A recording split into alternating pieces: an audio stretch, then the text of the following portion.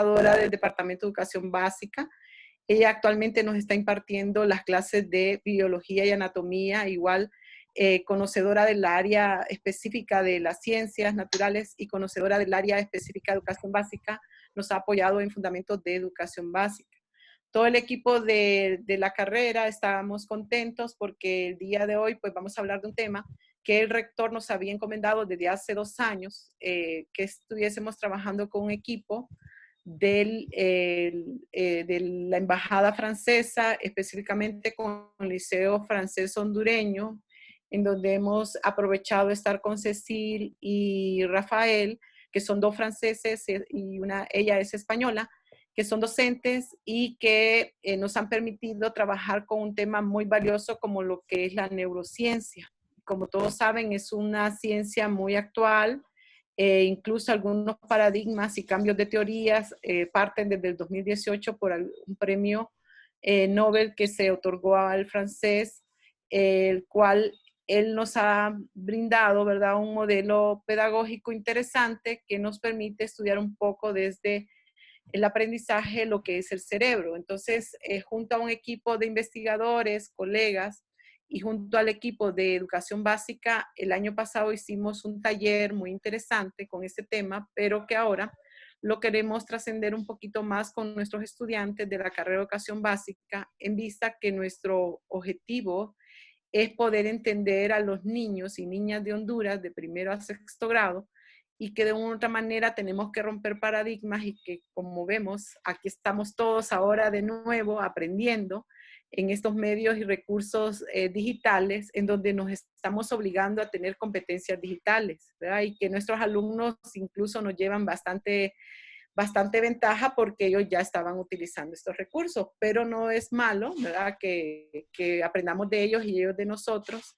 Y el día de hoy, pues la compañera Vivian, como miembro de ese equipo del Liceo Francés y que ahora también ella ha participado en talleres, igual ella tiene un expertise porque ha recibido algunos cursos en línea, que ya certificados.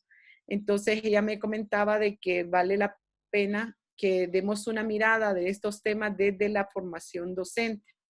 Y como estamos preparando a nuestros muchachos en una propuesta para que sean ellos los que encaminen y encaminen la carrera, como dice alguien por ahí, todos juntos por la misma dirección, en Honduras necesitamos que docentes nos atrevamos a hacer cosas innovadoras y entre las cosas de innovación, pues aprender un poquito más de lo que es el ser humano, que todavía todos sabemos que nos encontramos en un gran dilema, ¿verdad? Entonces les voy a presentar a la compañera Vivian Estrada, que también estuvo en la charla de lunes y que igual la charla de lunes tuvo algunas inconvenientes, por eso agradecer a la compañera Odalis Flores, quien como parte del enlace de las prácticas docentes a nivel nacional, como carrera de educación básica y como parte también del comité, ella la posibilidad pues y todo el equipo de que trabajemos a través de esta plataforma. Hoy tenemos un buen tiempo y podemos activar nuestros micrófonos cuando sea el tiempo para preguntas. Y en este momento vamos a escuchar a la compañera Vivian Estrada en este tema tan importante como conocer el cerebro, pero también tenemos ya grabada la charla de lunes y vamos a presentar también una charla el viernes. Todas estas charlas van a pasar a, a una edición de mejora de parte del equipo de educación básica y vamos a tratar de que todos nuestros alumnos, nuestros docentes y toda la red académica que conformamos toda la gran familia de educación básica podamos tener acceso a esta información y así también enriquecer cada uno de nosotros y fortalecer las competencias de nuestros estudiantes con este tema en particular. Así que vamos a darle la bienvenida a la compañera Vivian, a los estudiantes en práctica, a los docentes, a los amigos, colegas, tanto directivos, compañeros docentes que se encuentran acá, pero sobre todo a nuestras mentes brillantes, ¿verdad? Estar abiertos a las posibilidades del cambio y a las posibilidades de cambio de paradigma. Así que sean todos bienvenidos. Vivian, tenemos una audiencia de 133 personas, seguro que se van a agregar a personas, ¿verdad? Mucho más, estudiantes nuestros. Así que sean todos bienvenidos. Buenas tardes, muchas gracias, doctora Lilia. Es un placer nuevamente estar en esta reunión y damos gracias por estas oportunidades que se nos brindan a través de estos medios. Dar gracias también por estos medios que, a pesar de la crisis en la que estamos, pues justo estos medios son los que nos están permitiendo nuevamente conocernos, estar de cerca y seguir aprendiendo. El día de hoy estaremos en nuestra segunda conferencia y hoy estaremos hablando sobre lo que es la neurociencia y cómo aprende el cerebro, cómo aprende nuestro cerebro. Y para ello es importantísimo que esa información llegue a la mayor cantidad de personas. Es importante que nos apropiemos de ese conocimiento en dos vías. La primera es el fortalecimiento de lo que es esa profesionalización interna, o sea, lo que soy el yo, y en la medida en la que yo como docente, yo como estudiante, que posteriormente seré un docente, ¿en qué medida nos estamos formando y de qué medida nosotros vamos a impactar en esa sociedad de nuestro país que tanto necesita realmente de estos cambios, de esta adaptación a estos cambios? Es por ello que la Dirección de Educación Básica hemos estado trabajando en estos temas para que podamos nosotros trabajar lo que es la neurociencia y que por medio de esta podamos también conocer el cerebro. Y una vez que nosotros conocemos el cerebro, de esa manera vamos a conocer la medida en la que empezamos a indagar o a conocer las estrategias. Una vez que conocemos esas estrategias, podemos nosotros también implementar nuevas estrategias o diseñar en medio de la unidad y de la comunión para que por medio de esta podamos nosotros realmente dar una nueva visión, un nuevo paradigma, tal como lo decía la doctora Lilia, que realmente caminemos en unidad hacia lo que es el desarrollo de nuestra carrera, pero sobre todo el desarrollo del país. Entonces vamos a estar hablando de lo que es la neurociencia, y cuando nosotros nos referimos a lo que es propiamente esta ciencia, que no es una ciencia nueva, esta ciencia surge ya, tiene aproximadamente 30 años en los que realmente se conoce como ciencia. Sin embargo, nosotros sabemos que el estudio del cerebro se ha venido dando por diferentes épocas del tiempo. Sin embargo, el principal motivo por el cual nosotros estamos esta tarde intentando conocer de más de cerca lo que es la neurociencia y sobre todo cómo está trabajando nuestro cerebro, es para conocerme primero a mí mismo. Y en la manera en la que yo me conozco, yo empiezo a desarraigar algunas creencias o algunos paradigmas que, lejos de fortalecer el proceso educativo, lo que hacen es alejarnos de ese desarrollo. Es por ello que vamos a necesitar que el día de hoy, todos los que estamos presentes, lo que más tenemos que hacer es abrir nuestra mente, pero abrirla para muchas cosas. Abrir para desaprender, sacar lo que realmente no son mitos o las cosas que se nos han venido enseñando con el tiempo, pero también vamos a aprender nuevas cosas y aprender, por ejemplo, cuáles son aquellos factores que lastimosamente no inciden o causan un atraso en nuestro aprendizaje, entendiendo el aprendizaje como aquel cúmulo de información y de conocimiento validado que debemos de tener nosotros los seres humanos, no solo los docentes, sino todos los seres humanos, para que podamos, como bien se los decía, impactar en este mundo de tanta necesidad. Entonces, hay algunos ejercicios, si ustedes recuerdan, los que pudieron estar el lunes y logramos desarrollar, por lo menos creo que estuvimos como 40 minutos y luego pues lastimosamente hubo una falla técnica. Bueno, entonces esa primera actividad que nosotros teníamos consistía en, estamos ante una nueva situación, que es justo esta pandemia, esta crisis en la que nos hemos visto, todos nos hemos visto afectados de una u otra manera. Entonces, ¿qué es lo que está sucediendo con esta crisis? Con esta crisis ha venido otras crisis que, como bien se los decía yo les llamo los distractores del COVID. ¿Y en qué consiste esto? El principal problema al cual nos hemos enfrentado es que estamos ante una cantidad de problemas emocionales o problemas psicológicos de los cuales hablábamos el lunes, y justo estos problemas son los que nosotros queremos tratar. Estos problemas queremos tratarlos, queremos saber, queremos dar una orientación de qué es lo que sucede a nivel de cerebro, a nivel de psiquis, pero también queremos saber de qué manera yo personalmente, porque recordemos que actualmente no tenemos, por diferentes motivos, no tenemos acceso a lo que es la ayuda psicológica o psicoemocional. Entonces lo que queremos ahora mismo es sí tener esa ayuda, pero lo primero es la autoayuda. Entonces esa forma en la que nosotros nos ayudamos primero es lo que nos va a ayudar también a fortalecer las capacidades y poder después ayudar a las personas a las cuales a las cuales tenemos acceso. Entonces, ¿cuáles son esas personas con las cuales nosotros tenemos acceso? Esas personas van desde nuestra familia, que es el primer vínculo con el cual estamos nosotros, y lastimosamente lo hemos visto cómo nuestros estudiantes están sufriendo porque hay algunos que están con duelo, hay otros que tenemos miedo a contraer esta enfermedad, hay otros que pasamos viendo noticias y pasamos viendo qué es lo que está sucediendo a nivel nacional y a nivel internacional. Entonces, lo que queremos es que de forma autónoma nos apropiemos de qué es esta crisis en la que estamos viviendo, pero también lo que queremos justo el día de hoy es aprender un poco de cómo lo está manejando nuestro cerebro.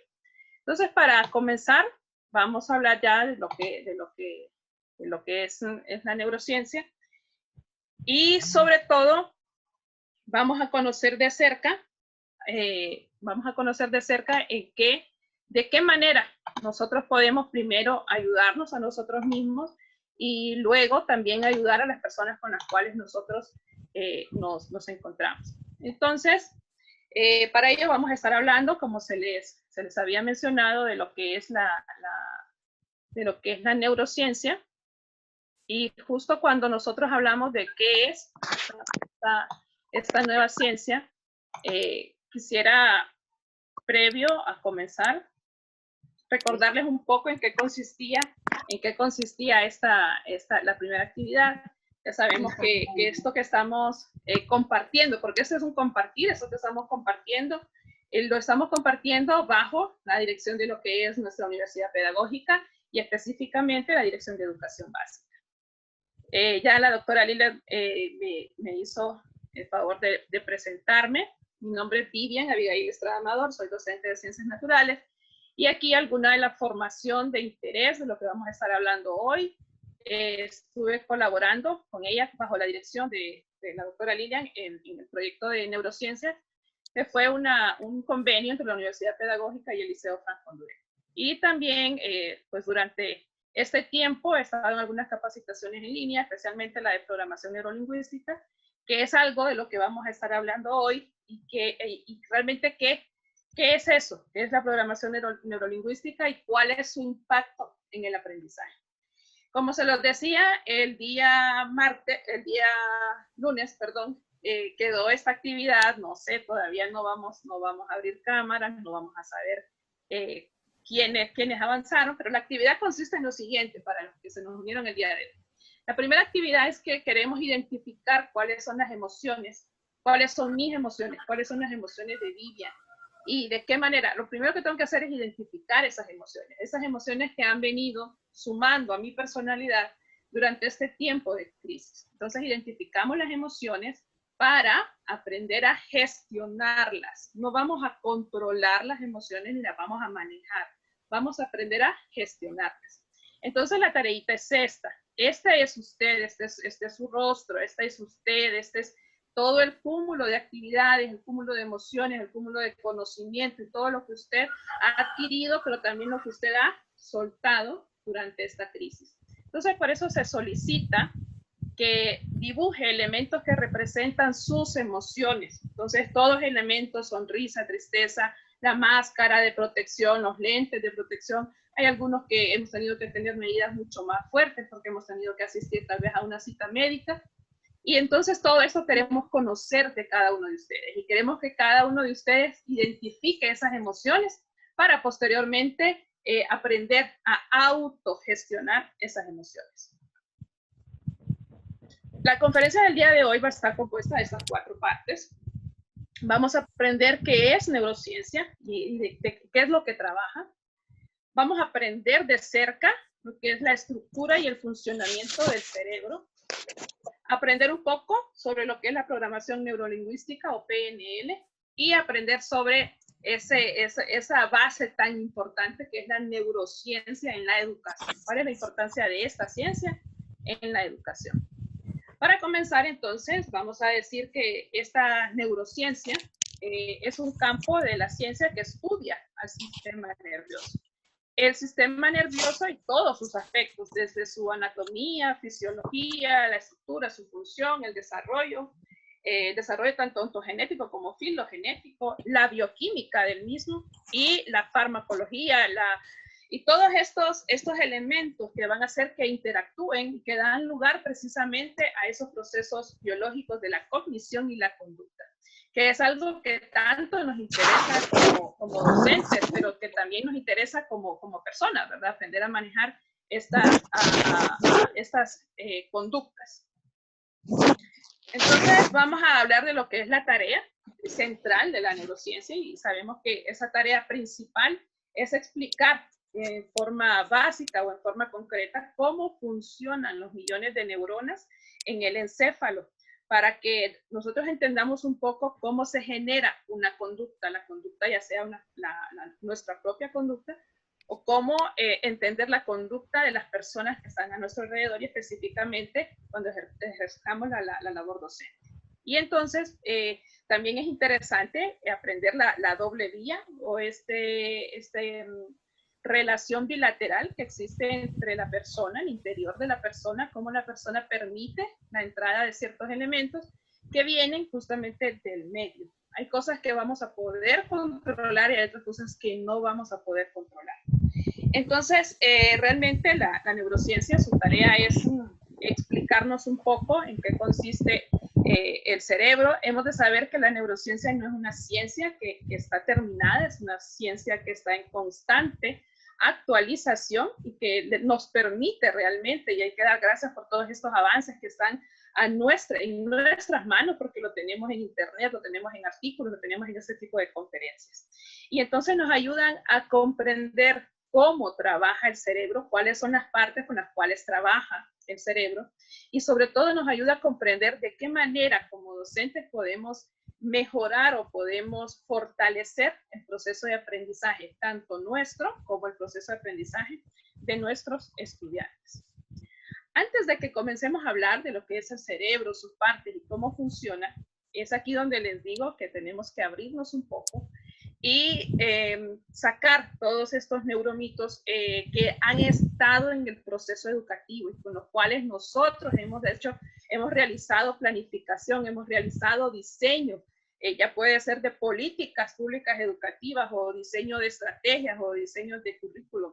Entonces lo que queremos es aprender sobre estos neuromitos, comprender que estos fueron conocimiento que en su tiempo estuvo validado, pero que han venido estudios recientes que nos han venido a decir cuál es la verdad. Entonces, vamos a hablar un poco de lo que son los neuromitos y vamos a decir que esos neuromitos corresponden a una cantidad o a una secuencia de elementos de la pseudociencia en la que algunos docentes hemos basado nuestras prácticas pedagógicas. Lo cual, mencionan los autores, es algo preocupante, porque esto precisamente puede llevar a un atraso en las condiciones de lo que es el aprendizaje. Entonces, estas creencias, lejos de ser inofensivas, realmente se convierten en unas creencias que pueden llevar a que la enseñanza esté sesgada.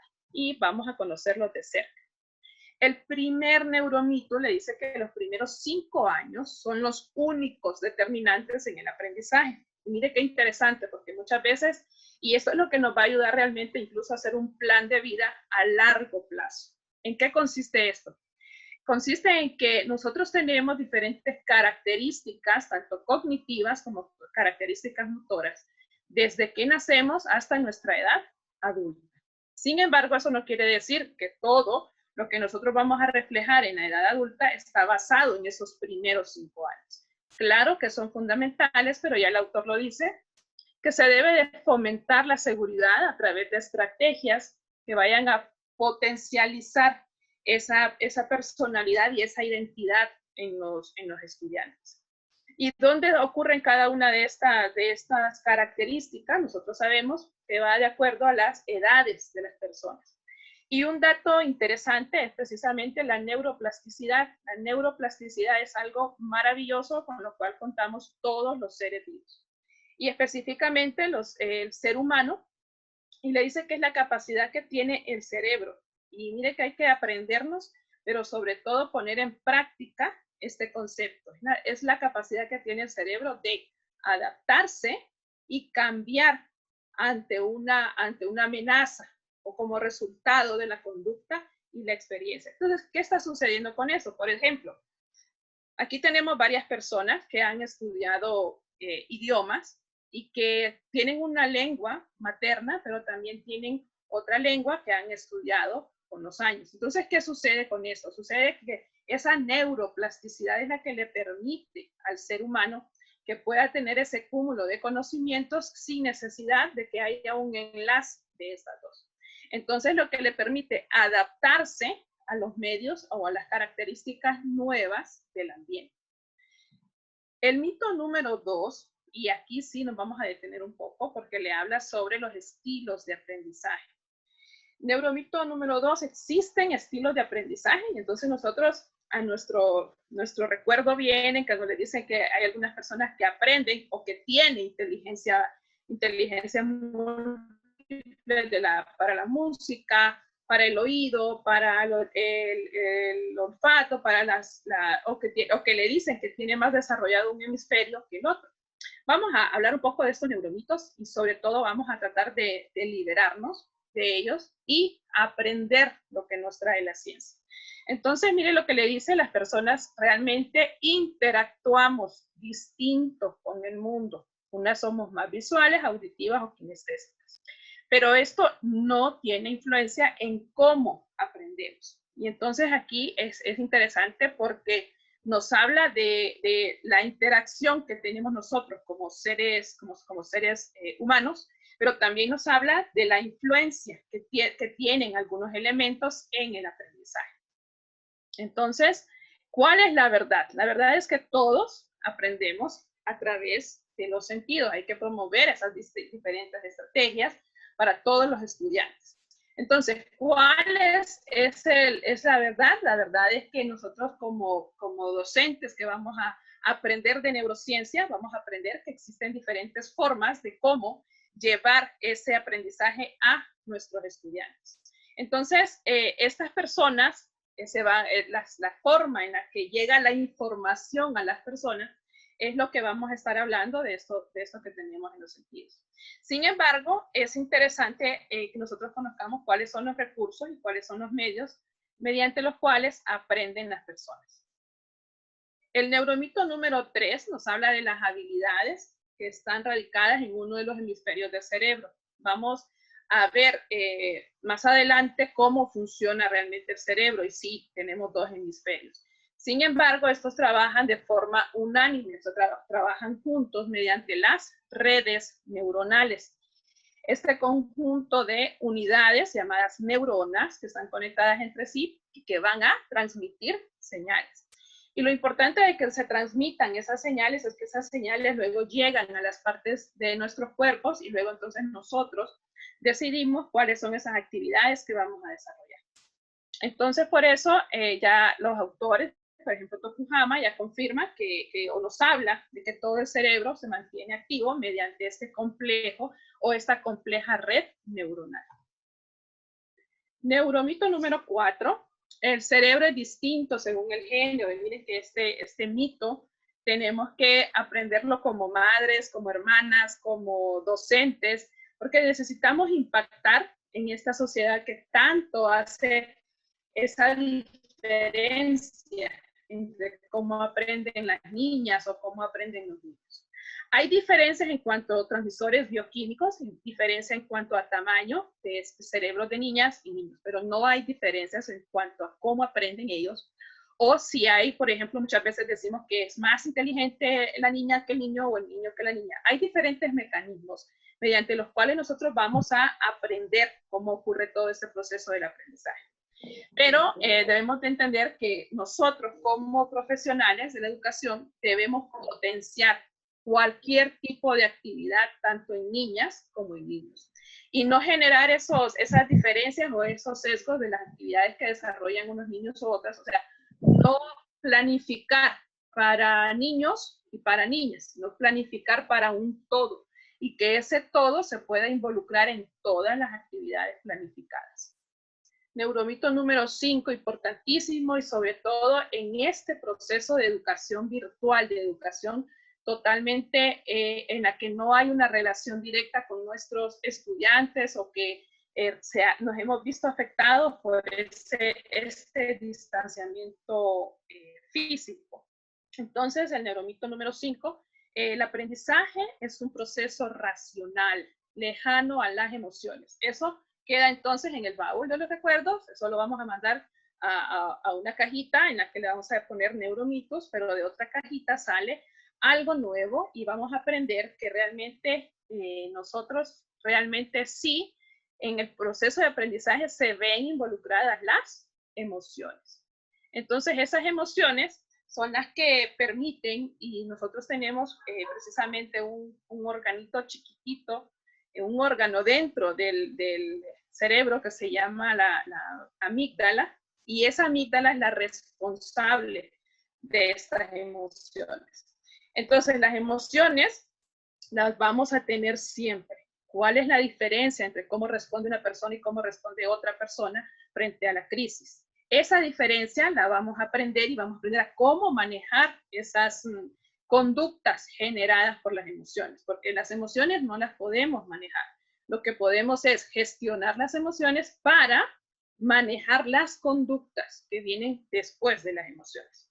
Entonces, sabemos que la información que llega a través de los sentidos, porque eso sí, la información llega a través de los sentidos, pasa por la amígdala, que es el centro de las emociones. Y vamos a ver en qué parte del cerebro la encontramos. Entonces, las innovaciones educativas y tanto las políticas públicas educativas, el diseño de las estrategias, la planificación de nuestras actividades en la clase deben estar orientadas precisamente a no generar impactos negativos en las emociones de esas personas a las cuales estamos a cargo. Y sobre todo, y algo muy interesante, es que nos hablan los autores, es sobre esa capacidad de aprendizaje, sobre la curiosidad que nosotros debemos impregnar en los estudiantes para que ellos estén más motivados al aprendizaje. Pero sobre todo nos hacen los autores, tanto Tokuhama, Olgi y Rosas, nos hacen hincapié en que se fomente la relación del docente con el estudiante, que realmente exista el vínculo entre docente y estudiante. Porque de esta manera el estudiante a cualquier edad se siente más motivado, tiene mayor creatividad para desarrollar su proceso propio de aprendizaje. Tenemos entonces nuestra actividad número 2, y yo espero que ustedes estén con su lápiz y papel, porque es importante que como docentes y futuros docentes, nosotros estemos trabajando en cada una de estas actividades, porque estas actividades son las que van a formar parte de mi portafolio personal, de cómo hemos ido evolucionando en este proceso de aprendizaje. Hemos hablado entonces hasta este tiempo de lo que son los neuromitos. Vamos a proporcionarles lo que es esta grabación en vivo para que usted pueda indagar más sobre cada uno de esos neuromitos.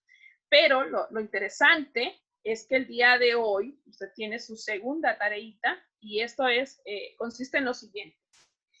Teníamos hasta hace muy poco una educación basada en neuromitos. Entonces, lo que se le solicita para el día de hoy de los 5 neuromitos que estuvimos hablando previamente, vamos a ver cuál es ese escenario actual. Entonces usted va a decir, no sé, tengo aquí, por ejemplo, a Zoila Valladares. Zoila Valladares va a decir, los neuromitos que yo tenía como docente, porque recuerden que todos somos docentes, eran estos. Entonces ella va a empezar a enumerar. Ok, identifica entonces cuáles son los neuromitos y cuál es la situación o el escenario actual.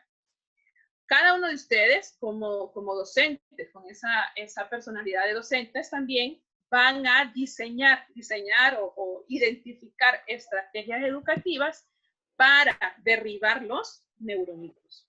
Y entonces eso nos va a llevar a que ustedes también diseñen, enumeren o identifiquen ese escenario futuro. Por ejemplo, teníamos entonces un escenario actual. El escenario actual, yo les voy a dar un ejemplo, Vivian, para mí era un neuromito, lo voy a decir como ejemplo nada más, que las emociones influyen en el proceso de aprendizaje. Entonces, como ese es un neuromito, yo lo identifico y lo escribo. Ese es mi escenario actual. Y luego vamos a solicitar, por favor, que deshabilitemos los micrófonos para que no tengamos interferencias.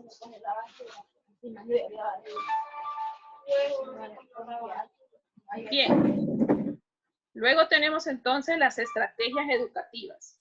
Si yo considero que las emociones, ese era un neuromito, pero ahora yo he aprendido que las emociones sí forman parte del proceso de aprendizaje, entonces yo tengo una planificación y durante la unidad 1 mis estudiantes desarrollan 5 actividades. Entonces yo les voy a pedir a mis estudiantes que aparte de estas 5 actividades ellos tengan un diario y ese se va a llamar el diario del aprendizaje, en la que el estudiante me va a decir si, por ejemplo, hicimos una actividad que se llama el mapa conceptual, yo necesito saber cómo se sintió mi estudiante al desarrollar esta actividad llamada mapa conceptual. Entonces él va a comenzar a describir, es un diario. Entonces él describe cuáles fueron sus sentimientos, sus emociones. Pueda que el estudiante entonces me diga, me sentí frustrado porque no pude seguir las instrucciones, o que él nos diga, me sentí muy alegre al verificar que puedo resumir un texto en un esquema que se llama mapa conceptual. ¿Cuál es el escenario futuro? Entonces, una vez que yo tengo toda esa información, recuerden que esto es una idealización, una visualización de cómo nosotros vamos a alejarnos de los neuromitos y cómo vamos a acercarnos a un escenario de educación de calidad. Entonces, al conocer yo las emociones de mis estudiantes, y entonces imagínense que la mayoría digan que el mapa conceptual no les gusta, que no les gusta diseñar mapas conceptuales. Entonces, ¿cuál es el escenario futuro? El escenario futuro es que como docentes comencemos a diseñar esas estrategias que realmente presenten o desarrollen la curiosidad y la motivación de nuestros estudiantes. Entonces, nuevamente, esta es la actividad número 2 que nosotros esperamos que todos como docentes las desarrollemos, porque sin duda, y se lo garantizo, esta actividad nos da unos frutos significativos para el proceso de diseño de estrategias. Bien, entonces llegamos a esta parte en la que vamos a comenzar a hablar de lo que es el cerebro. Y miren qué interesante lo que nos dice este mensaje tan bello en lo que nosotros hablamos de lo que es el cerebro y la importancia que tiene, y eso lo dijo Hipócrates. Nos dice que los hombres deben saber que el cerebro es el responsable exclusivo de las alegrías, los placeres, la risa y la diversión, así como de la pena, la aflicción, el desaliento y las lamentaciones. Y gracias al cerebro, de manera especial, adquirimos sabiduría y conocimiento. Vemos, oímos y sabemos lo que es repugnante y lo que es bello, lo que es malo y lo que es bueno, lo que es dulce y lo que es insípido. A continuación vamos a ver un video educativo en el que se nos muestra un poco en qué consiste este proceso, esta función y estructura del cerebro. De eso es lo que ya Hipócrates nos hablaba en aquellos tiempos sobre este cerebro y cómo funciona el mismo. cómo ocurre el funcionamiento de cada una de las partes del cerebro. Entonces, en este video, que comienza ahora, vamos a ver si lo vuelta.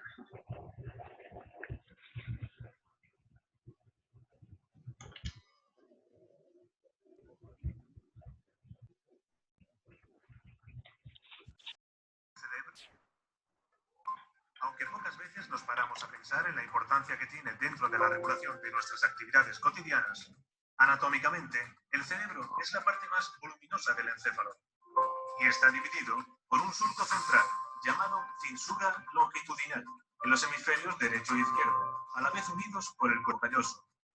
La superficie de cada hemisferio presenta un conjunto de pliegues que forman una serie de depresiones irregulares. Son los surcos o fisuras.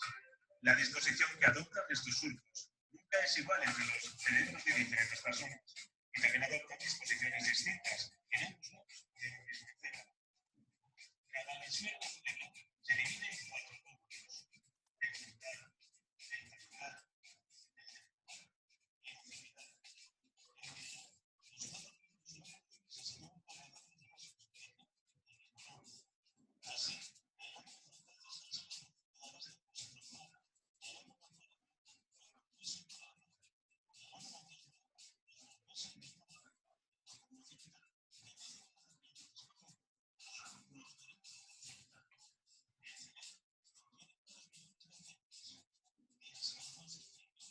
Tranquilos, que si no se escucha el video, luego hay una explicación del mismo. Entonces no pasa nada, simplemente veamos las imágenes.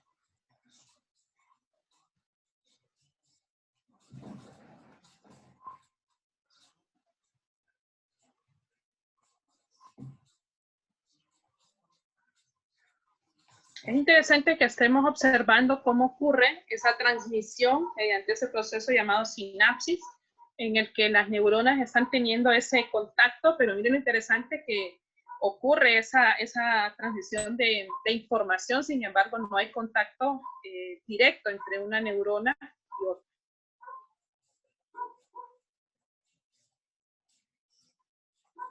En esa parte estamos observando las actividades que nosotros desarrollamos diariamente y realmente cuáles son las partes del cerebro. Recordemos que tenemos esos 4 lóbulos de los que ya vamos a hablar y los que vamos a explicar con imágenes, y cómo cada una de esas partes trabajan de forma conjunta para que se pueda desarrollar lo que es el aprendizaje en cualquiera de las vías.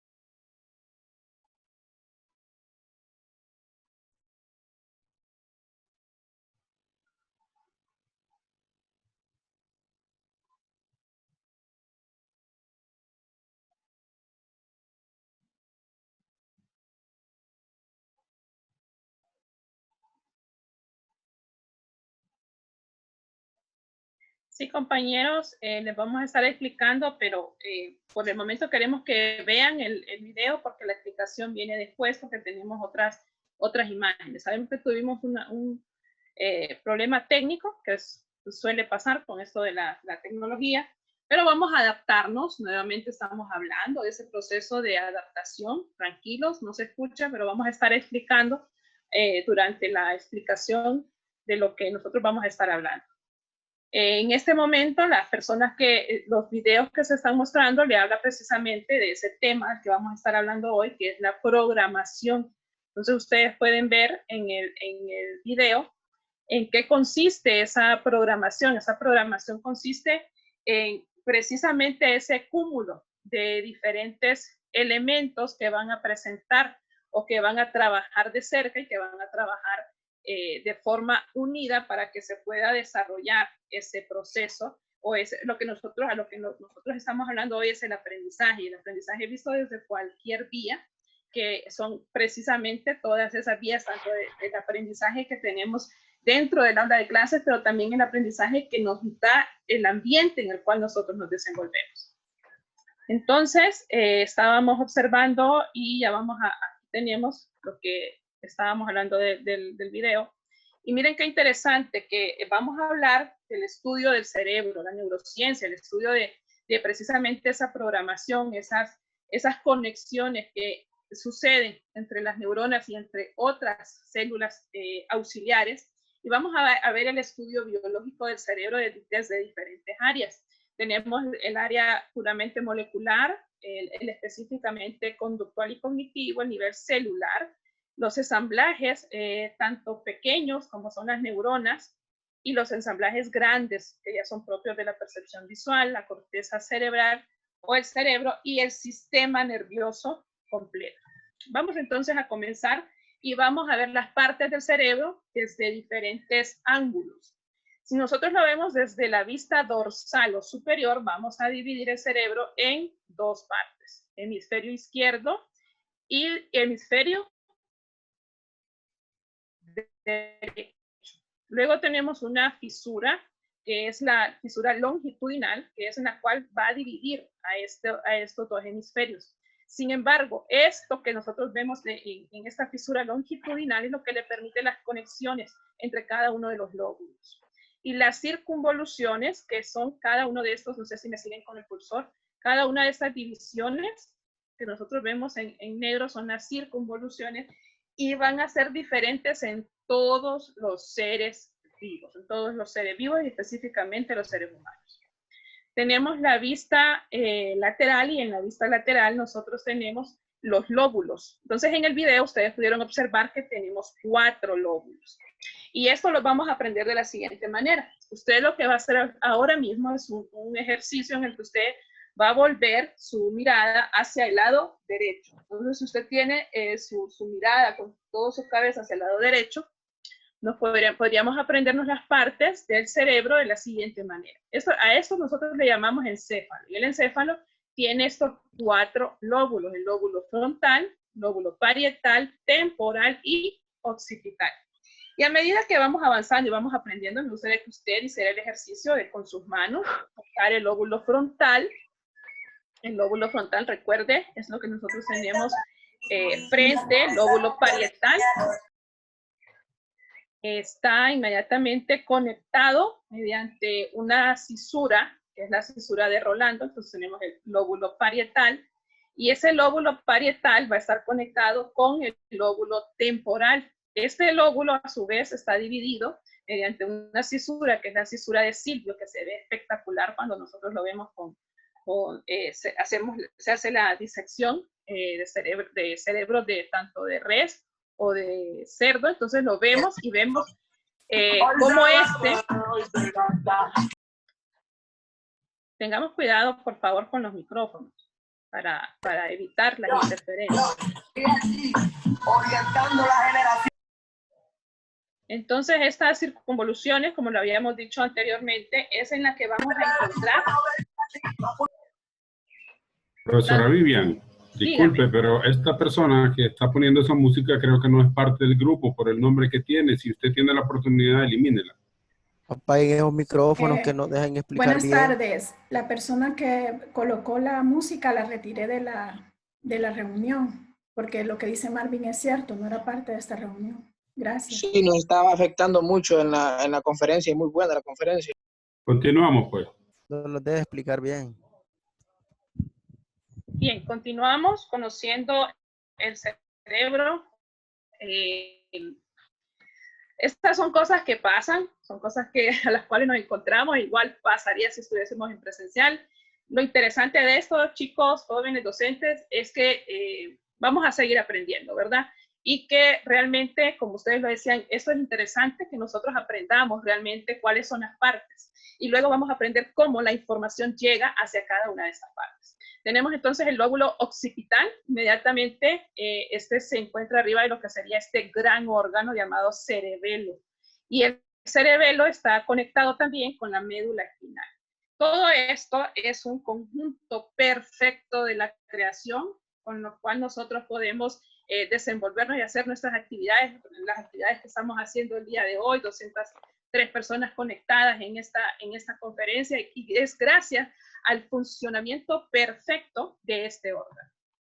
Luego tenemos, y aquí nos vamos adentrando, si ustedes se fijan un poco más al interior de lo que es el cerebro, y tenemos nosotros, este es un corte sagital. Entonces, cuando se hace la disección del cerebro, nosotros lo que vamos a encontrar son estas partes. Recordemos, esto que tenemos nosotros acá arriba, todo eso es el encéfalo, y esto es un hemisferio. Recordemos, estamos con nuestra vista hacia el lado derecho, y si estamos viendo hacia el lado derecho, vamos y se hace el corte sagital, vamos a encontrar estos órganos. Y estos órganos son los que forman parte, tal como observábamos en el video, del sistema límbico. Y ya vamos a ver a qué se refiere eso del sistema límbico y cuál es la importancia en el aprendizaje. Tenemos entonces estas partes, tenemos lo que es el cuerpo calloso. El cuerpo calloso es lo que va a unir un hemisferio con otro. Tenemos el hipotálamo, que es una parte que se encarga de la producción de hormonas, la glándula hipófisis, el tálamo, el cuerpo calloso que lo tenemos acá, eso es lo que se va a encargar de unir, mantener la unión y la conexión entre esos hemisferios, el bulbo raquídeo, la médula espinal, el cerebelo, y todos estos en su conjunto son los que nos van a ayudar a lo que es precisamente este proceso. Este es un corte coronal, y esto queríamos que ustedes lo conocieran para que aprendieran un poco de lo que es la materia gris, la materia blanca y el acueducto cerebral. Existen diferentes tipos de acueductos cerebral, y también existe un líquido que se llama líquido cefalorraquídeo, que es el que va a irrigar a cada una de estas partes del cerebro. Cada una de estas partes, de estas meninges, que se le conoce como el tejido de la meninges, va a estar irrigado o rodeado por este líquido cefalorraquídeo, y eso es lo que le permite al cerebro que, a pesar de los golpes que nosotros muchas veces nos damos, esos golpes no llegan a ser tan fuertes o generar un impacto negativo debido a que existe esta irrigación.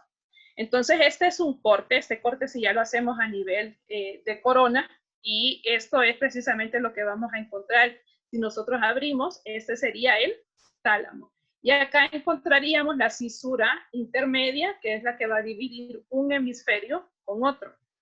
Y la sustancia gris nosotros la vamos a encontrar aquí arriba. La sustancia blanca ya la encontramos más adentro, es un cuerpo blanco, pero es aquí en la sustancia gris donde vamos a encontrar la mayor cantidad de conexiones de las neuronas.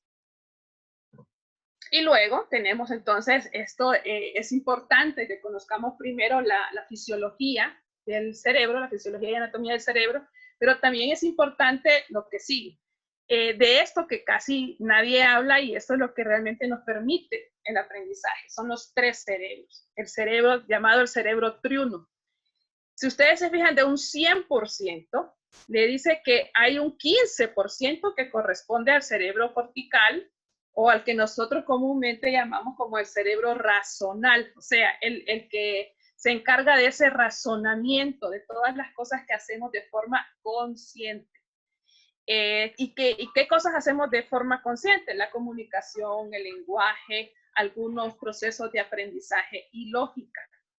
Y tenemos otra parte que es el cerebro límbico. El cerebro límbico, o también conocido o caracterizado, porque es ahí donde se desarrollan las emociones. Y este es el que nos va a permitir entonces interactuar, alimentarnos y reproducirnos. Y miren qué interesante, el 85% de nuestro cerebro, del 100% de nuestro cerebro, se va a encontrar lo que es el cerebro reptiliano. El cerebro reptiliano hace referencia a todas aquellas actividades que nosotros hacemos sin razonar. ¿Cuáles son esas actividades que hacemos sin razonar? La del instinto, sobrevivir, reaccionar frente a alguna emergencia, dormir, despertar o el ritmo cardíaco. Es algo que no podemos manejar. Y es, por ejemplo, una de nuestras características como seres vivos es que nosotros reaccionamos frente a un estímulo. Y no es necesario que nosotros razonemos sobre eso que está sucediendo. Entonces yo siempre les pongo el ejemplo de cuando tenemos una olla caliente en la estufa, nosotros entramos en contacto con ella, en ningún momento, si está extremadamente caliente, usted razona. La voy a soltar porque me voy a quemar. Usted no razona, usted simplemente lo hace. Entonces su cuerpo envió un mensaje de temperatura hacia las neuronas cerebrales y estas enviaron otro mensaje y le están diciendo las neuronas motoras que tiene que soltarlo, pero esto ocurre en milésimas de segundos. Ahora, es interesante lo siguiente, estos factores, este porcentaje puede variar de acuerdo a lo que los autores estén presentando. Y para que podamos entenderlo un poco mejor, vamos a llevar esa imagen que teníamos aquí arriba del cerebro, la vamos a llevar a lo que sería un iceberg y nosotros le llamamos mapa neurológico.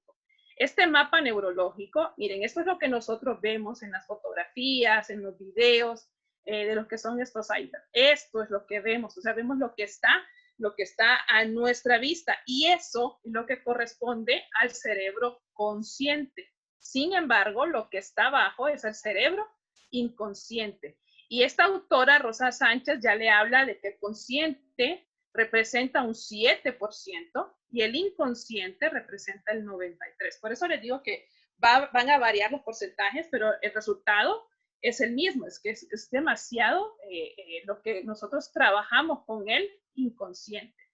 Y entonces es importante que mediante estos procesos nosotros aprendamos cuáles son los factores que limitan el aprendizaje y que van a mantener muchas veces dormido el inconsciente. En este inconsciente también encontramos el cerebro emocional. Entonces tenemos siempre los tres, el cerebro consciente, el inconsciente y las emociones. Dentro del inconsciente, nosotros vamos a tener un entorno o un ambiente que es lo que va a afectar. Entonces, en este ambiente nosotros vamos a tener las conductas, que son las capacidades, recursos, juicios y comparaciones. Las creencias, ya vamos a hablar de ellas y por qué está en grande. Los principios y los valores. Entonces, solo lo que está en el consciente, o sea, solo lo que tenemos acá, es susceptible de cualquier cambio que quiera o que quiera manejarse o que quiera acompañar a lo que es esta parte que sería nuestro inconsciente. Entonces, nuevamente, nosotros somos o nuestra mente trabaja de forma consciente y de forma inconsciente. Y lo importante del día de hoy es que aprendamos e identifiquemos lo que son estas partes para que podamos trabajarlas. Entonces, aquí es donde nos dice cómo, porque esa es nuestra pregunta del día de hoy. Hemos venido hablando de neurociencia, hemos venido hablando de neuromitos, pero lo que realmente nos interesa es cómo toda esa información que hemos aprendido, cómo la vamos a integrar al aprendizaje del cerebro. Entonces, nuevamente, y aquí lo tenemos ya con las partes reales del cerebro, que tenemos el sistema consciente o creativo, tenemos el sistema emocional o el sistema límbico y tenemos el sistema reptiliano. Entonces, ahora vamos a hablar un poco realmente cómo está trabajando el cerebro y esto nosotros logramos observarlo en el video. Resulta que por lo general, cuando nosotros hablamos de células del sistema nervioso del cerebro, hablamos de las neuronas y hemos dejado un poco atrás lo que son las glías, que también son unas células de las cuales se sabe muy poco. Se ha estudiado, pero se sabe muy poco, pero se sabe que estas participan en ese proceso de conexión entre las neuronas. El papel de la sinapsis, y esto es importante porque en el proceso de aprendizaje influyen la liberación de hormonas, y esa liberación de hormonas es por eso que se insiste tanto en que identifiquemos las emociones para aprender a gestionarlas. Y en la manera en la que nosotros aprendemos a gestionar las emociones, vamos a aprender también a liberar ciertas sustancias que van a producir placer o una emoción positiva, y a reducir la producción de algunas hormonas como el cortisol, que es la hormona del estrés. Entonces, ¿qué sucede? ¿Y por qué es tan importante la sinapsis? Porque en la sinapsis ocurre un transporte de algunos bioneurotransmisores, y esos bioneurotransmisores, si usted se encuentra bajo un nivel de estrés, puede que su mismo cuerpo de forma inconsciente deje de trabajar de manera correcta. La plasticidad cerebral es por ello que siempre se hace énfasis en que desarrollemos varias actividades o que salgamos de la zona de confort. Y esto lo hace referencia porque muchas veces nosotros tenemos un bloqueo mental. Y ese bloqueo mental viene porque nos estamos enfocando en una sola actividad. En cambio, cuando hay varias actividades que van sumando a esta neuroplasticidad, es lo que nos va a ayudar a que el cerebro esté abierto a nuevas posibilidades de aprendizaje.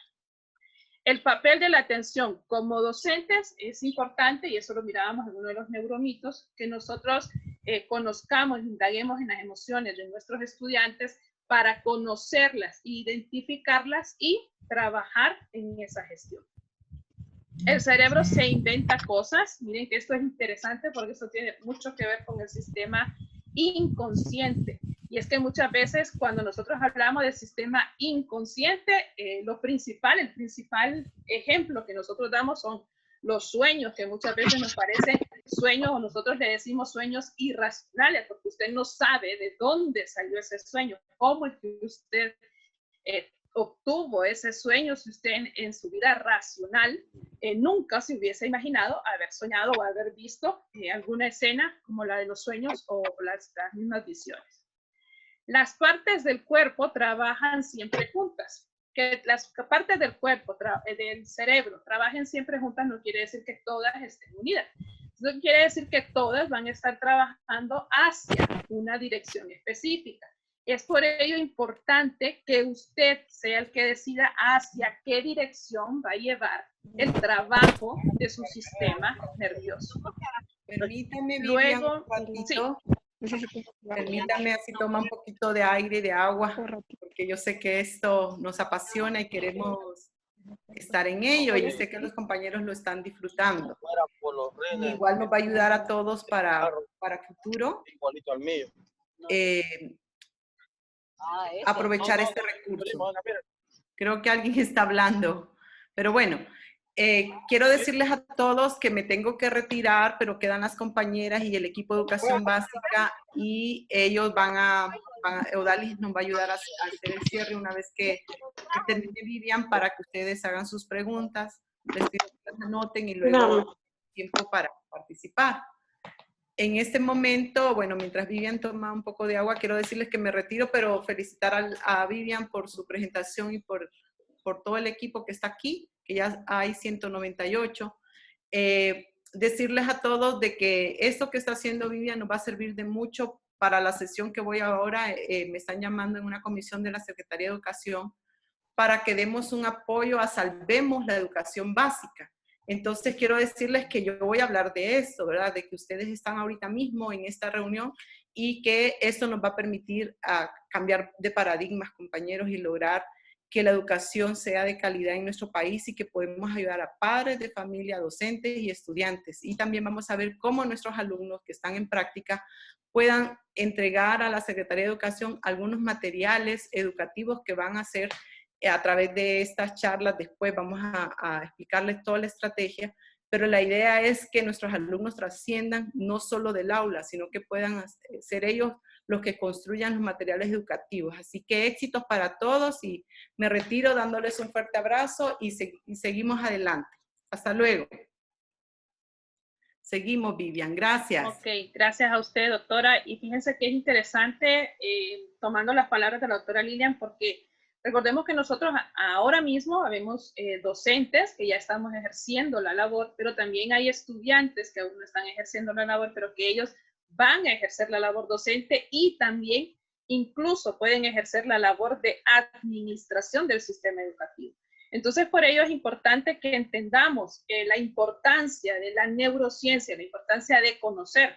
Hay un estudio que hicieron los docentes en una universidad de Málaga en la que ellos explicaban que sugerían que este tema de la neurociencia se aplicara en los primeros años, en el currículum educativo de los primeros años de los niños, y que se empezara a trabajar, a indagar, a identificar precisamente sobre este nuevo fundamento de cómo trabaja el cerebro, de cómo lo racional y lo emocional va de la mano. Cómo muchas veces la emoción puede generar un impacto en lo racional. Y entonces entramos dentro de un tema precioso que es el que nos permite realmente el aprendizaje y es la programación neurolingüística. Cuando nosotros hablamos de una programación, estamos hablando de un cúmulo de elementos que van a trabajar de forma simultánea, muchas veces para lograr un fin. Y ese fin, lo importante de la programación es que ese fin no se vea afectado por otro elemento o que no se vea afectado porque se ha dejado de indagar en todo ese proceso. Entonces, la programación neurolingüística es la que le va a proporcionar medios para transformar nuestros pensamientos, nuestras conductas y sentimientos. ¿Para qué los vamos a transformar? Se van a transformar de tal manera que podamos ser más positivos y podamos tener mayor confianza, tanto en lo que está haciendo usted como docente, pero también tener más confianza en lo que van a hacer sus estudiantes o las personas que usted tiene a su alrededor. Entonces, por medio de la programación neurolingüística, vamos a aprender a manejar nuestra mente para superar situaciones desagradables. Y es por ello importante este tipo de conferencias, porque sabemos que la mayoría estamos pasando por situaciones desagradables, pero que tenemos que vencer el miedo, tenemos que vencer la ansiedad, tenemos que vencer la angustia y tenemos que aprender a resolver conflictos. La PNL, entonces, la programación neurolingüística, va a obtener esa información del medio por medio de los sentidos. Y entonces aquí es donde comenzamos con lo que es el modelo de la PNL, en el que la información que proviene del medio y que llega por una vía, la vía es tanto el medio visual, el medio auditivo, el medio kinestésico, puede ser por el olfato o incluso utilizando todos nuestros sentidos a la vez. Miren qué interesante, porque la psicología nos dice incluso que nosotros aprendemos mediante patrones que ya hemos modificado previamente y que tenemos guardados en nuestro subconsciente, pero que hacemos uso de ellos en el consciente. Por ejemplo, cuando nosotros queremos recordar algo que vimos, queremos recordar una escena, nosotros lo que hacemos, o lo que se nos sugiere, lo que sugieren los psicólogos que hagamos, es volver la mirada hacia arriba. Entonces usted vuelve hacia arriba y queda pensando que lo que está haciendo es buscando una imagen. Es como si usted entrara al cerebro y empezara a buscar esa imagen o ese recuerdo. Cuando nosotros queremos tener un recuerdo auditivo, lo que hacemos es que comenzamos a movernos hacia los lados y comenzamos al lado donde nosotros vamos a encontrar ese recurso. Si es kinestésico, volvemos la mirada hacia abajo y empezamos a buscar ese recurso que nos genere un recuerdo en el que el tacto estuvo de por medio.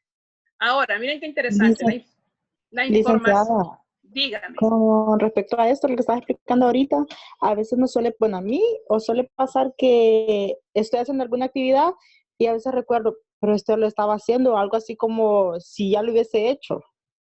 Ya vamos a hablar de eso. Muy bien, Yasmin. Ya vamos a meternos en ese tema, que es justo, lo encontramos en esta fase. Miren qué interesante. La información entra tanto por la vía visual, auditiva, kinestésica, y esa información, ojo con esto, porque no toda la información que llegue por estas vías va a llegar hacia el sistema o va a resultar como producto el aprendizaje. Entonces, en este sistema, esto es lo más complicado. Esto que vemos acá con el cerebro y con estos bombillos es el sistema de representación mental de la información, que va a tener como producto el aprendizaje. No toda la información que llegue a cada una de las personas por estos medios se va a convertir en aprendizaje. Pero la gran pregunta aquí es, ¿de qué manera la información que yo estoy recibiendo o de qué manera la información que yo le estoy dando a mis estudiantes? Porque como docentes nos interesa que esa información que nosotros estamos proporcionando se convierta en aprendizaje. ¿Cuál es la clave? La clave es trabajar en este sistema de representación mental de la información. Y entonces vamos a trabajar en este. Este es el mejor esquema que nosotros tenemos de lo que es la programación neurolingüística, en el que este es usted, esta es la persona. Y esto que tenemos acá lo dice el mundo externo. Entonces, aquí está toda la información que va a llegar hacia mí. Una cosa es la información, pero esa información yo necesito que se convierta en aprendizaje. Entonces, esta información llega por medio de imágenes, medio del sentido visual, por medio de sonidos auditivos o por medio de sensaciones. ¿Cuáles son las sensaciones? La temperatura, la presión, la textura, los olores y los sabores. Estos son los recursos que van a llegar hacia la persona. Ahora, entonces, esto es lo que está sucediendo nuevamente, el sistema de representación mental de la información. ¿Qué ocurre o por qué eso no se convierte en aprendizaje? ¿Qué hace que se convierta o que no se convierta en aprendizaje?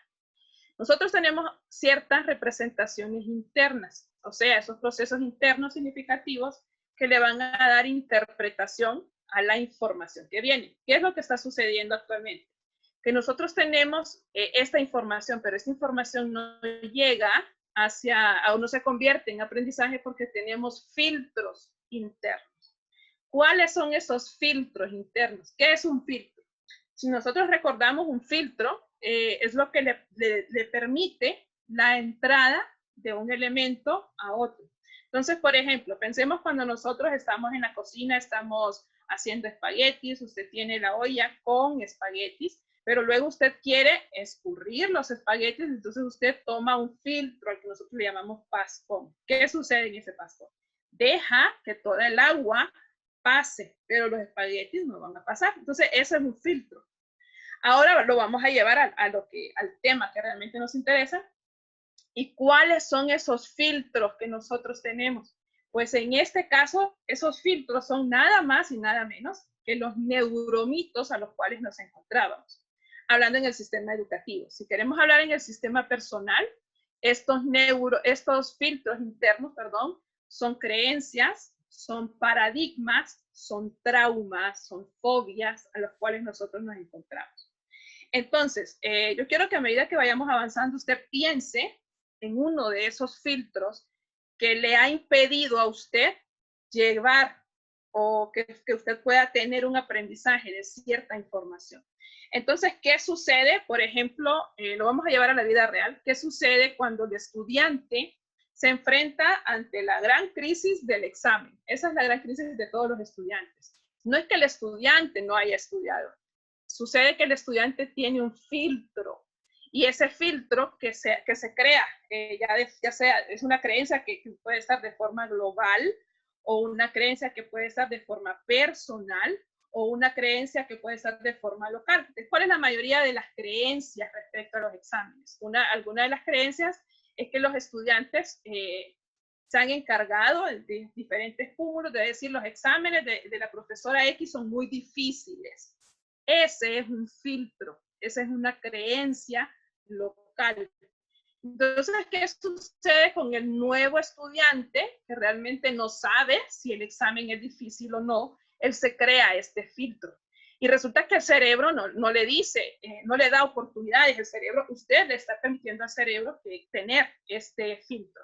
Entonces, este filtro le está diciendo inmediatamente que aunque usted haya obtenido los recursos del medio, esos recursos no van a pasar de aquí. Y entonces estos recursos no van a permitirle una conducta estable que le genere un examen o los resultados del examen positivo. ¿Cuáles son algunos de los otros filtros que tenemos a nivel personal?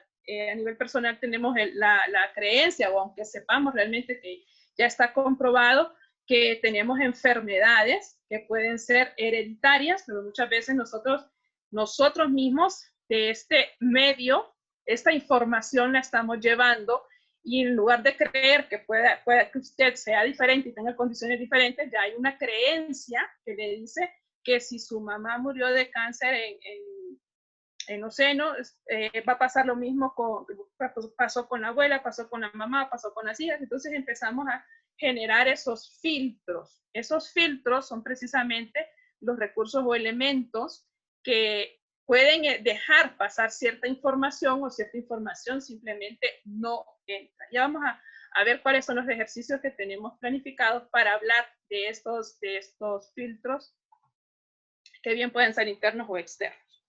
Entonces, miren qué interesante, porque vamos a hablar de lo que son estas hormonas que nosotros secretamos de forma natural, y dentro de estas hormonas nosotros vamos a encontrar, esta es una imagen en la que se hace la representación. Entonces, por ejemplo, tenemos acá 3 de estas hormonas son las que van a representar el amor. Entonces, ¿cuáles son? Vamos a la verde, que es la serotonina, la azul, que es la dopamina, y esta rosada, que es la oxitocina, también conocida como la hormona del placer.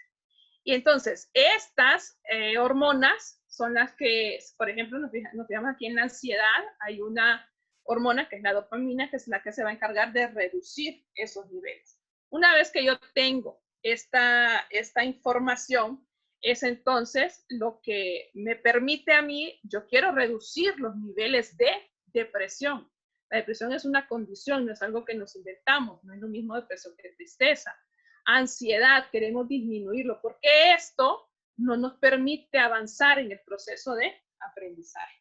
Una vez que nosotros identificamos cuáles son estas hormonas que realmente nos gobiernan, nosotros vamos a decidir de qué manera inferir o cómo infieren ellas en nosotros para producir realmente un aprendizaje significativo.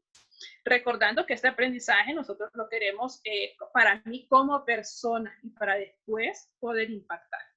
Y entonces ya podemos nosotros utilizar diferentes estrategias, la creatividad, la implementación de solución a la resolución de problemas, la imaginación, la innovación y la generación de ideas concretas.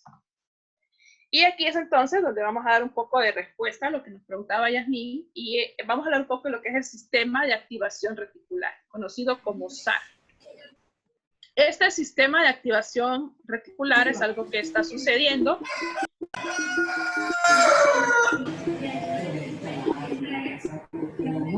Por favor, si podemos silenciar los micrófonos.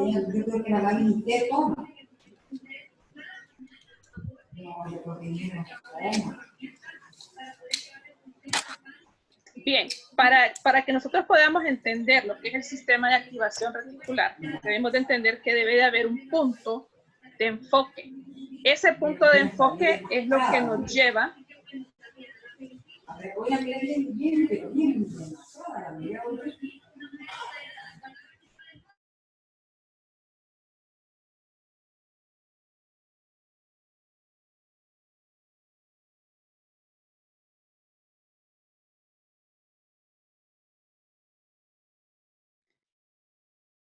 Buenas tardes, Vivian. Disculpe, le tuve que cerrar el micrófono porque se estaban abriendo varios. Entonces, ahorita abra su micrófono, por favor. Ok, aquí estoy. Listo, gracias. Bien, entonces les decía que en el sistema de activación reticular, lo primero que tenemos que hacer es enfocarnos, es escribir, colocar un enfoque. El enfoque es sobre lo que van a estar sus sentidos, su mirada va a estar sobre eso. Entonces, le decía de esta frase que le dice que la principal causa por la que la gente no consigue lo que quiere es porque la gente no sabe lo que quiere. Entonces, si nosotros tenemos una meta, y usted tiene la meta si es un estudiante, de aprobar una clase, o como docentes tenemos la meta de que la mayoría de nuestros estudiantes aprueben las clases o que se logre el aprendizaje significativo, nuestro sistema de activación reticular va a trabajar hacia ese punto. Y uno de los ejemplos más comunes de este sistema de activación reticular es que nosotros comenzamos a darle un enfoque a algo que nosotros estamos viviendo. Entonces, por ejemplo, cuando una mujer sale embarazada, o puede ser usted misma, o puede ser su esposa, o puede ser su hija, alguien de la familia, alguna mujer de su familia está embarazada, usted va a comenzar a ver en la calle, o va a comenzar a ver mayores anuncios en Facebook o en sus redes sociales de mujeres embarazadas. Esto sucede porque no es que la información no estaba en el medio antes de que en su familia estuviese alguien embarazada. La información estaba en el medio, pero sus sentidos no le prestaban información porque su enfoque no estaba ahí. Entonces, lo que tenemos que hacer y lo importante de este sistema de activación reticular es que nosotros nos enfoquemos, aprendemos a darle enfoque, aprendamos a realmente delimitar qué es lo que yo quiero enfocar, porque sobre eso que yo enfoco, sobre lo que voy a ver resultados. Entonces, lo que le dice es que no es que hay más de esa información ya estaba en el medio. Lo que está ocurriendo es que mi cerebro se activó ese SAR, ese sistema de activación reticular, y entonces mi cerebro está focalizado en eso. Y entonces, ¿cuál es lo interesante de esto? Que nosotros debemos de utilizar a nuestro favor ese sistema de activación reticular. ¿Por qué lo podemos usar a nuestro favor? Porque ya no nos vamos a enfocar en los problemas, y entonces ya no me voy a ir a deprimir con la persona que estaba deprimida, o ya no voy a ponerle quejas a las personas que lo que hacen puede ser sumar más a ellos, sino que yo voy a empezar a ver las oportunidades. Entonces, las oportunidades en este mundo de la docencia y del aprendizaje es precisamente que usted empieza a enfocarse en esas cosas positivas que pueden generarle una potenciación. Y entonces, miren qué interesante, porque esto del SARS sucede a nivel anatómico. Entonces tenemos la formación reticular se da justo en lo que es el bulbo, en la médula espinal, y acá tenemos la activación. Esta activación es lo que le permite que el sistema reticular pueda manejarse a nivel de creatividad. Entonces, si ustedes logran observar en este corte, lo que estamos viendo es que de aquí, que es el sistema de activación reticular, salen diferentes flechitas, o sea, sale diferente información para que cada uno de los lóbulos y de estas partes del cerebro pueda desarrollar las actividades a las cuales está propuesto. Entonces, nuevamente, estas actividades ya estaban en el medio, pero nosotros comenzamos a darle enfoque, y como ya tenemos un enfoque, empezamos a focalizar.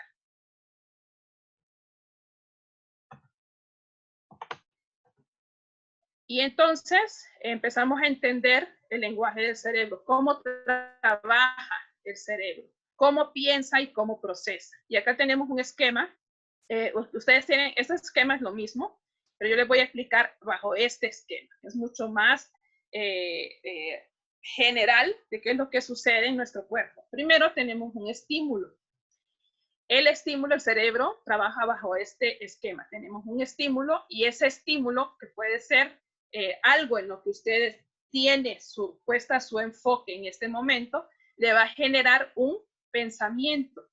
Este pensamiento, por ejemplo, puede ser, no sé, puede ser que usted esté pensando, vamos a ver, ahorita son las 3 y casi 3:30, usted esté pensando que después de la charla, usted va a ir a tomar una taza de café. Entonces, inmediatamente, mi estímulo es la taza con café. Tengo este estímulo, yo quiero esa taza con café, pero luego yo pienso esa taza con café, voy a salir de esta reunión, voy a salir de esta aula en la que estoy, y me voy a movilizar hacia otro lugar. Y luego empiezo a generar imágenes, o podría ser al revés, genero una imagen y luego un pensamiento. Esas imágenes inmediatamente me van a generar una serie de reacciones bioquímicas, liberación de hormonas. No sé si ustedes han escuchado aquello de que cuando me mencionan el mango con especias, con chile y con limón y con sal, se me hace agua a la boca. ¿Qué es lo que está sucediendo? Hubo un estímulo. ese estímulo se convirtió en pensamiento, inmediatamente usted pensó en el mango, lo vio verdecito, lo vio en una panita con todos estos condimentos, pero usted se hizo la imagen. Inmediatamente su cuerpo, sin que usted le diga sí o no, el cuerpo comienza a liberar estas hormonas. Estas glándulas, la liberación de ellas es lo que permite que se pueda volver eso que usted hizo en una adicción. Y luego de esta adicción se convierte en una acción y luego en un pensamiento. Nuevamente, me interesa que nos quedemos aquí en esto de los bioquímicos. ¿Por qué me interesa? Porque miren qué interesante, le dice que de estos elementos o de estas reacciones bioquímicas nos vamos a la adicción. Ojo con esto de la adicción. Puede ser, por ejemplo, que vemos algunas personas que nos genera placer continuar con las labores diarias a pesar de que estamos en esta temporada de crisis.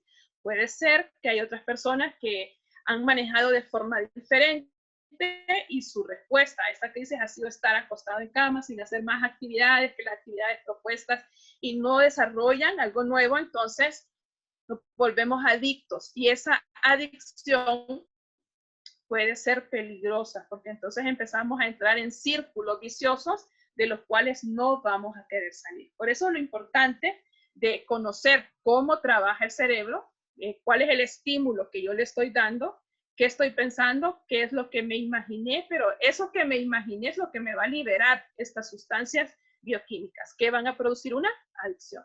Entonces imagínense que el estímulo ya no le produzca algo placentero, sino que tengamos lastimosamente lo que estamos viviendo en esta situación de crisis, el duelo con el que estamos luchando, se genera un pensamiento, una imagen y el cerebro empieza a crear visualizaciones a futuro. Hay una liberación de sustancias ya no positivas, sino que son negativas. Por ejemplo, el cortisol. Y resulta que usted se volvió adicto de forma involuntaria a estas reacciones. Y entonces esa adicción hace que entremos en círculos viciosos que nos van a llevar a una acción. Y ese es en este preciso momento en el que nosotros debemos de tener cuidado, porque les decía al principio, no vamos a poder manejar la emoción, pero si la gestionamos, o sea, estamos en duelo. Es el último ejemplo que les estaba dando. Yo no le voy a decir a alguien que no esté triste por lo que está sucediendo, que no esté nervioso o que no tenga miedo por lo que está sucediendo. Lo preocupante es la acción después de esto, ¿verdad? Entonces, que puede venir la depresión, puede venir la ansiedad, que son trastornos que tienen que tener posteriormente un tratamiento. Entonces, por ello es importante entender este proceso, porque de esta manera yo decido, ya me estoy imaginando esto, entonces estas sustancias yo no las quiero liberar, porque me van a causar un daño. O estas sustancias me provocan placer, me provocan estar activo y esa activación me provoca llevar a una acción. Entonces, eso es lo básico de este proceso de la PNL. Y nos adentramos ya en lo que es la actividad número 3. Se puede tomarle una captura de pantalla porque eso es importantísimo que lo hagamos. Recordemos que cuando nosotros hablábamos de este sistema de activación reticular y precisamente que es el enfoque que nosotros le damos hacia lo que queremos aprender, también teníamos los filtros. Entonces estos filtros, recordemos, son las creencias, los paradigmas, las fobias, los miedos con los cuales hemos crecido. Entonces en esta actividad, usted lo que va a hacer es, lo va a llevar en secuencia, número 1, número 2, número 3, número 4. Número 1, usted va a colocar aquí cuál es su meta que no ha podido lograr, que es aquello que usted desea lograr, pero que por cualquier motivo no ha podido lograr. Yo le voy a dar un ejemplo. Yo no he podido lograr adelgazar, por ejemplo. Entonces, ¿qué no ha podido lograr? Adelgazar. Esa es la actividad que no he podido lograr. Puede ser que los estudiantes coloquen, no he podido aprobar la clase de cálculo. Ya llevo 2 intentos y no he podido aprobar esta clase. Ese es el problema, esa es la situación. En esta casilla número 2, la pregunta es, ¿qué haces y dejas de hacer para no lograrlo? Entonces intento adelgazar. ¿Qué hago para poder adelgazar? ¿Qué hago? No estoy haciendo nada. ¿Qué no hago? No me pongo a dieta o sigo imaginándome o consumiendo alimentos que no son saludables, son todas aquellas actividades, empezamos a identificar lo que no hacemos. Entonces, esto no estoy haciendo. Luego, la caja de preocupaciones. Miren qué interesante con esta caja de preocupaciones, porque tenemos dos ejemplos, ¿verdad? El que me estoy poniendo que quiero adelgazar, pero no inicio una dieta, sigo consumiendo excesivas cantidades de carbohidratos y pan o azúcares refinadas. ¿Cuál es la preocupación de que yo no adelgace? Esto es un ejemplo, ¿verdad? La preocupación es que puedo generar enfermedades futuras. La preocupación es que ya mi apariencia física no se ve bien, entonces puedo caer en una baja autoestima. Entonces, esta es la caja de preocupaciones. Ahora, aquí están todas las actividades que yo no estoy haciendo o las que estoy haciendo para potenciar esta número 1. Y esto de aquí les dice, estoy comprometido a no ser. Entonces, ya identifiqué mi meta que no he podido lograr, pero estoy comprometida a ya no ser más irresponsable con mi salud. Estoy comprometido a ya no ser una persona que no lucha por sus metas. Y miren qué interesante. En esta casilla número 4, ¿qué pasaría si? ¿Qué pasaría si logro la meta? ¿Qué pasaría si yo logro adelgazar? Se potencializa mi autoestima. Se reduce el riesgo de enfermedades que puedo tener o puedo contraer con el tiempo debido a esta actividad. ¿Qué pasaría si no? ¿Qué pasaría si no logro alcanzar esa meta? ¿Qué pasaría si no? Autoestima baja y el riesgo a contraer algunas enfermedades aumenta. Entonces, esta es la actividad número 3. Yo se las aconsejo que la desarrollen y si son varias actividades o varias metas que no ha podido lograr, las escriba una por cada página. Y se me va a decir, ¿esto qué tiene que ver con la neurociencia? Tiene que ver con este proceso de sistema de activación reticular. O sea, que usted comienza a darle enfoque a estas actividades. Y fíjese qué va a pasar con esto, y no es que sea adivina, pero esto, usted ya se pone esta meta, usted se lo coloca, su cerebro está procesando hacia esa meta. En esta parte en la que decimos no puedo lograrlo, aquí están las creencias. Aquí está la creencia de que no tengo la voluntad para adelgazar. Aquí está la creencia de que soy mala para las matemáticas y que por eso repruebo la clase de cálculo. Y entonces yo comienzo a identificar los filtros. Y una vez que yo identifico los filtros, le estoy dando enfoque a una meta. Y le aseguro que en Instagram, que con sus amigos, que en Facebook, que en cualquier medio, usted va a comenzar a encontrar información sobre estos temas. ¿Por qué? Porque no es que la información no esté, no es que va a llegar de forma mágica a su vida. Es que esa información ya está, pero yo no le estaba dando enfoque. Yo no estaba focalizada en ese punto. Entonces, por eso, lo que queremos es que identifiquemos ese foco al cual yo le voy a dar interés y entonces comencemos a desarrollar estas actividades para lograr esta meta. Y en la medida en la que nosotros vamos logrando metas, ustedes lo saben, vamos desarrollando un perfil profesional. Y ese perfil profesional y personal es el que eleva nuestra autoestima de no sentirnos los poderosos o los más bellos, sino de estar de acuerdo conmigo misma y de acuerdo con las cosas que yo estoy haciendo, pero también aceptar aquellas que todavía no he podido realizar. Y entonces ya estamos llegando al final. La neurociencia, una aliada para la educación. Definitivamente el hecho de que nos permite conocer la funcionalidad, nos permite conocer la anatomía y fisiología del cerebro, cómo estos influyen en el proceso de aprendizaje a través de los medios externos, es lo que nos va a permitir conocer cómo interviene esta ciencia en los procesos neurobiológicos, en el proceso de aprendizaje. Y una vez que usted sabe que realmente sí, la neurociencia incide en este proceso de aprendizaje como docentes, como futuros docentes, como administradores y futuros administradores del sistema educativo, vamos a comenzar a diseñar mejores métodos de enseñanza y sobre todo diseñar nuevas políticas públicas educativas orientadas a un aprendizaje de calidad. Entonces, la neurociencia en la educación va a provocar esas emociones en el alumnado y tenemos como meta despertar la atención de los mismos. La neurociencia le permite al docente valerse de las artes para favorecer procesos cognitivos. Entonces es aquí donde hablábamos del neuromito, ya no vamos a decir que es que el arte es una de las inteligencias emocionales. Y entonces ya vamos a comenzar a hablar de que el arte está unida a cualquier otra de las inteligencias, que solo tenemos en realidad dos, y en la cual más debemos hacer énfasis actualmente, y las empresas lo están solicitando, es la inteligencia emocional, de la cual estaremos hablando el viernes, en la siguiente conferencia. Entonces, el arte es un medio por el cual, es un medio que el estudiante no se siente frustrado, sino que al contrario, aprendemos a desarrollar capacidades y medios de creatividad que van a favorecer los procesos cognitivos.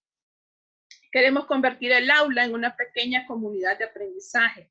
Y para ello es importante que los estudiantes aprendan también a trabajar en equipos colaborativos, coordinados bajo un líder. Y entonces ya nosotros comenzamos, una vez que entendemos este proceso, comenzamos a rediseñar la estructura incluso del aula de clases para lograr esa transformación y esa unificación de criterios hacia una sola vía o hacia una sola meta. Llevar a cabo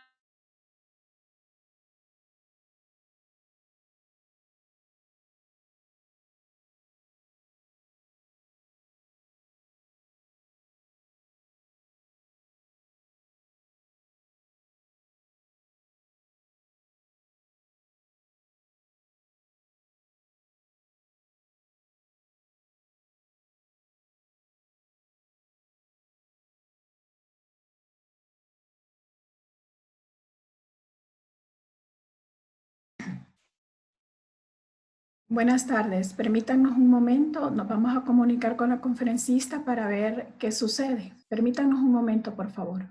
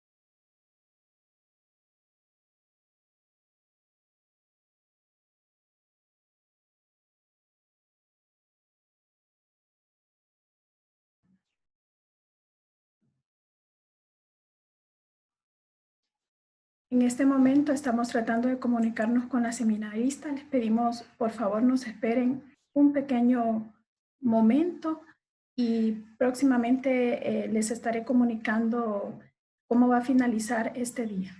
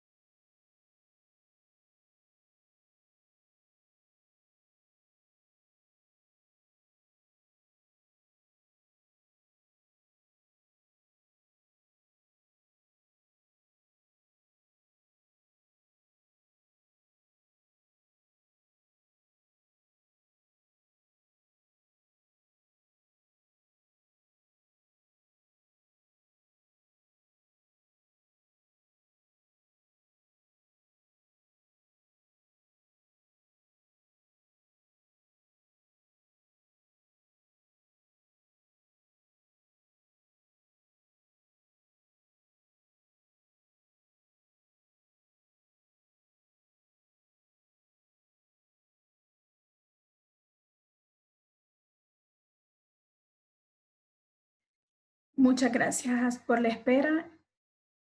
En este momento la conferencista se va a unir nuevamente a la reunión. Tuvo algunos problemas de energía eléctrica en su casa, pero ya lo resolvió. Solo espérennos unos minutos a que ella se vuelva a conectar, por favor.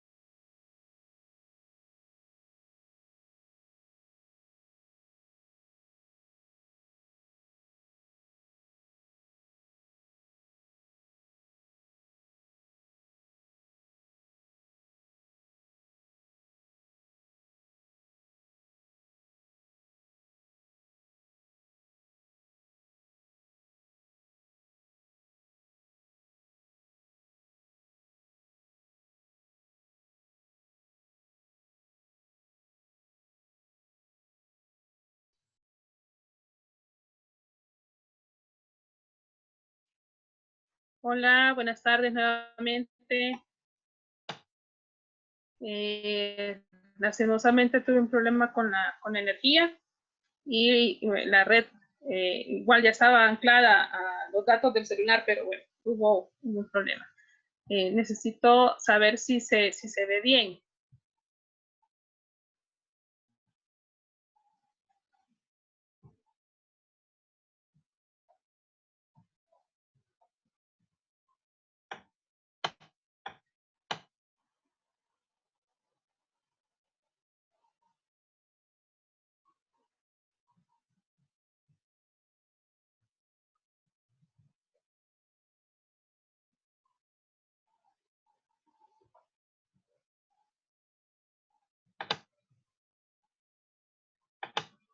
Ahí se logra visualizar, Vivian. Ok, perfecto. Gracias.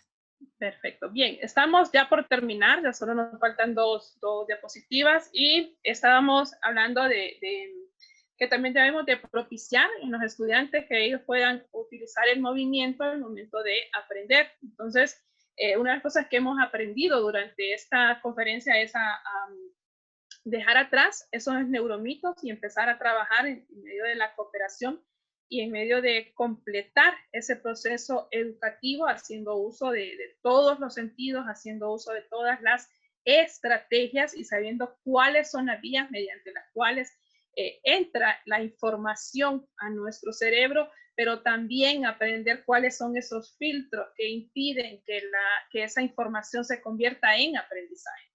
En la medida en la que nosotros aprendemos a identificar esos filtros, empezamos a darle enfoque a esos aspectos positivos, al yo sí puedo aprobar mi clase de cálculo, al yo sí puedo adelgazar, porque entonces estamos cambiando una creencia y entonces cuando nosotros empezamos a trabajar el consciente racional, el yo sí puedo, nuestro inconsciente también va trabajando a medida que nosotros vamos avanzando en ese proceso.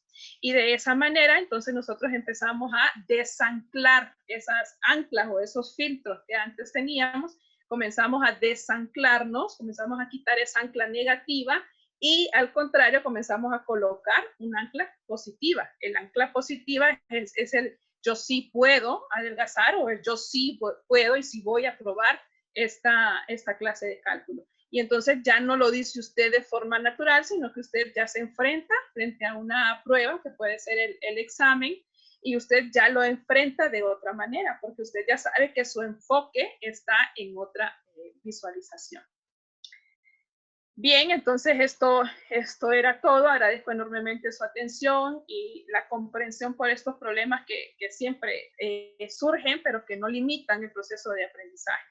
Y lo dejo con esta frase que ya creo que todos los docentes la conocemos: dime y lo olvido, enséñame y lo recuerdo, involúcrame y lo aprendo. Es de Benjamin Franklin y viene a bien porque realmente lo que nosotros debemos hacer es apropiarnos del aprendizaje y vivir conforme a él, pero también conocer cuáles son aquellos factores que pueden limitar tanto a nosotros como personas y también como docentes.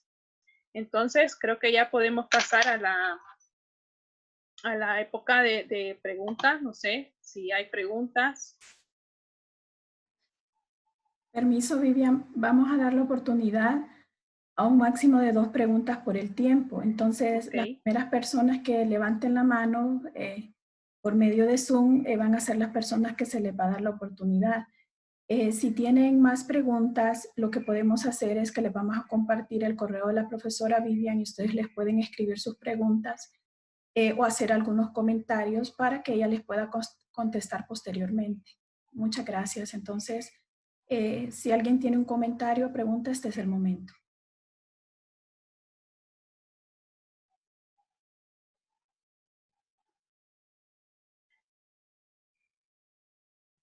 Bien. Veo que no se levantaron las manos, ¿verdad? En Zoom. Bueno, Vivian, le queremos agradecer por su tiempo, le queremos agradecer por prepararnos esta presentación tan importante para nosotros como profesores de educación básica, como esos profesores que tenemos la tarea de ir a entender a los niños, no solamente de irles a enseñar, porque también hay que entenderlos y para poderlos entender hay que entender cómo ellos aprenden, hay que entender cuáles son todos esos procesos a nivel neurológicos que ellos pasan a nivel de su cerebro. Y creo que esta es una parte en la que todos nosotros como futuros docentes debemos de profundizar, conocer más, para así poder comprender las diferentes formas de aprender que tenemos en las aulas de clases. Y aún más cuando los niños están pequeños y ellos están en ese proceso de desarrollo. Agradezco a todos los presentes. Quiero decirles que alcanzamos un máximo en lo que pude ver de 203 participantes y con las interrupciones pequeñas que tuvimos, quiero decirles que me siento muy complacida de ver que los profesores, los futuros profesores de educación básica, tienen la mejor actitud ante estas reuniones porque es una reunión grande y sin embargo se logró conservar la mejor actitud de parte de todos ustedes.